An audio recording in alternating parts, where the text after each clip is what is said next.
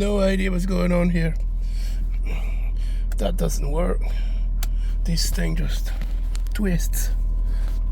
It goes like that. It rotates. There's resistance, and then it just clicks when it goes all the way down like that. So I have no idea what's going on here.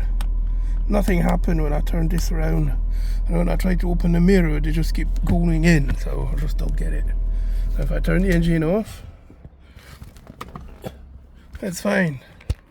Now, see, I turned the engine on, but if I turn the engine on, it just comes back. There's just no idea what's happening here.